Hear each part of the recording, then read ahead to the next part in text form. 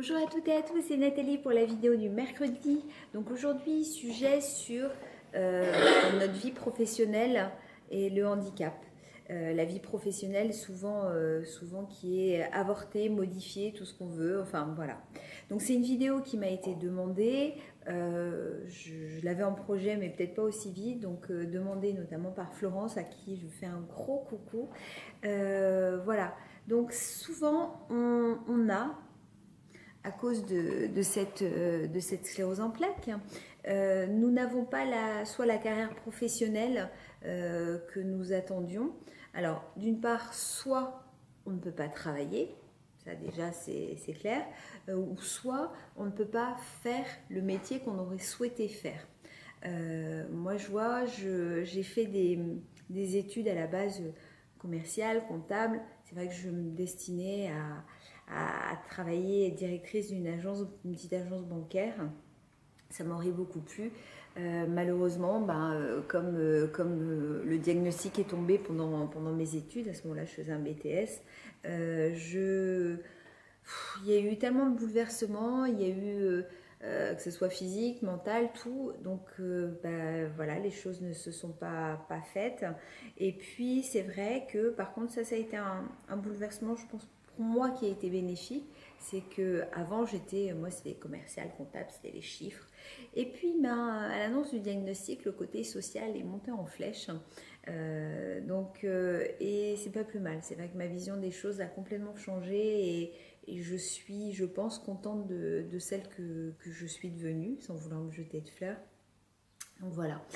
Donc, pour dire que la CEP, donc ça a plusieurs côtés pervers, comme tant d'autres, me direz-vous.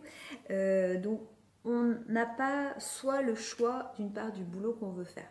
C'est-à-dire que il y a plein de boulots. Si on vous dit qu'il faut rester debout, même être vendeuse, hein, de toute façon, moi je sais que demain vous me diriez d'être vendeuse.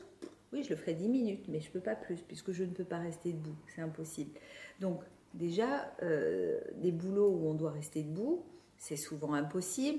Des boulots où on vous dit que de toute façon, c'est obligatoirement un plein temps. Pour beaucoup, c'est pas possible. Moi, la première, hein, moi, je bosse qu'à mi-temps parce que de toute façon, un plein temps, oui, je pourrais l'assumer. Mais après, chez moi, je serais morte de chez morte. Je vois le lundi, mardi, je bosse des journées entières. Mercredi matin, je bosse. En réalité, le mercredi midi, ça y est, je suis rétamée déjà. Donc, si je bossais à plein temps, qu'est-ce que ça serait, quoi? Donc, c'est vrai que, donc déjà, il y a plein de boulots qu'on ne peut pas faire. D'autre part, souvent, on est obligé de bosser à mi-temps quand on peut bosser. Il y a ceux qui ne peuvent pas du tout bosser et ceux, donc là, je pense à Florence notamment, qui avaient un boulot qui leur plaisait beaucoup, puisqu'elle était infirmière, par exemple, et qui, du jour au lendemain, on est obligé d'arrêter son boulot. Donc c'est vrai que ça fait beaucoup. Moi, c'est vrai que je dis souvent aux gens, quand on ne peut pas bosser, ou très très peu, dans la mesure du possible, bien sûr, suivant l'état où vous êtes, pour ne pas vous enfermer chez vous, parce que j'ai lu, j'ai eu beaucoup d'écrits en ce sens, de personnes qui ne peuvent pas bosser, donc moralité, ils restent chez eux et ils font rien. Dans la mesure du possible, je pense, ça n'engage que moi, que c'est bien de se trouver une association qui plaise. Des associations, il en existe, mais des milliers, que ça soit au niveau sportif, mais que ça soit aussi, je ne sais pas, les Restos du Cœur, le Secours catholique, n'importe quoi. Je veux dire, nous, c'est une association de consommateurs, on cherche aussi des bénévoles. Donc, de toute façon, toutes les associations recherchent des bénévoles et vous pouvez dire, tiens, moi, tous les mardis matins, ok, je suis disponible, je serai en forme, et bien, je donne 1 heure, 2 heures, 3 heures, plus si vous pouvez, de mon temps pour aider, que ce soit au secrétariat, que ce soit... Enfin, il y a tellement de choses à faire dans les associations que vous pouvez être utile. Et au moins, ça vous permet de ne pas dire je ne peux pas travailler ou je ne peux plus travailler, je suis bon à rien, je ne sers à rien. Et de se renfermer sur soi. Non, moi, ce que vraiment je vous conseille, c'est de trouver, je vous dis vraiment, l'association qui vous correspond et de frapper à leur porte en disant, voilà, moi je suis bénévole, j'ai une sclérose en plaques, donc on ne peut pas tout me demander, mais je vais vous apporter quelque chose et voilà. Et d'une part, les associations seront contentes d'avoir des bénévoles, et d'autre part, alors je ne suis pas rémunérée par des associations, hein. Mais là je fais vraiment voilà, je vous dis qu'il faut y aller à fond. Parce que ça vous fera du bien d'une part de sortir de chez vous, de rencontrer des gens et puis de se dire que vous servez à quelque chose, c'est ça qui est important. Il faut surtout pas se dévaloriser en disant voilà, j'ai ma CEP, c'est cool, donc je peux plus faire ça, je peux plus faire ça, j'ai ci, j'ai ça, j'ai machin, donc voilà. Et il y a beaucoup de gens qui se renferment sur eux, qui ne veulent voir plus personne parce qu'ils ont l'impression d'être des bons à rien, mais pas du tout. Donc c'est ce qui est important et pour vous et pour montrer aux autres que non, on n'est pas des pauvres handicapés voilà, qui servent à rien, à part alors certains qui doivent se dire ouais, ils profitent des aides et ils font rien. Non, je suis désolée, alors, déjà les aides, elles ne sont pas mirobolantes, hein. C'est le moins qu'on puisse dire. Et puis en plus, non, on sert à quelque chose. Il y a aussi des aides aux devoirs pour ceux qui...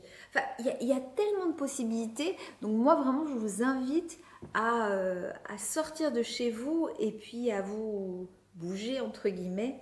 Donc voilà, moi je pense que ça serait une très bonne chose. Mais c'est vrai que bah, pour les personnes qui n'ont pas pu, je dis, moi j'ai pas pu faire le boulot que je voulais.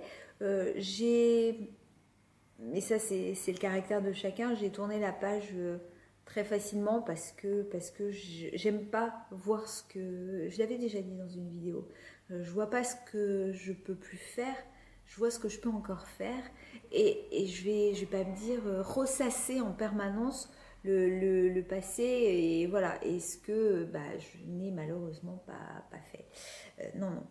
Mais c'est vrai que pour ceux et celles qui ont, oui, commencé un boulot et qui, du jour au lendemain, ont dû tout arrêter alors que c'était une passion, que c'est malheureusement très difficile et j'ai pas de truc. Je suis désolée, je suis pas une petite fée qui, à coup de baguette magique, va vous trouver un truc. C'est juste pour vous dire que vous n'êtes malheureusement pas seul, qu'il ne faut pas se renfermer sur soi et se dire qu'on ne sert à rien. C'est ça qui est très important. C'est vraiment il ne faut pas se dévaloriser. Voilà. Vous n'avez pas ou vous n'avez plus ou voilà, le travail que vous voulez, mais il ne faut pas se dévaloriser. Voilà, c'est ça qui est important. Voilà, c'est le petit message du jour. Comme toujours, vous dire que vous n'êtes pas tout seul. Donc je vais vous laisser pour aujourd'hui. Dimanche, vidéo sur... c'est une vidéo aussi qui m'a été demandée. Sur les idées reçues et la CEP, parce que beaucoup n'ont pas une bonne perception de la CEP et tout. Donc voilà. Donc plein de gros bisous, passez un bon mercredi, nous il fait super beau en Bretagne, j'espère que c'est pareil pour vous aussi. Et puis ben à dimanche.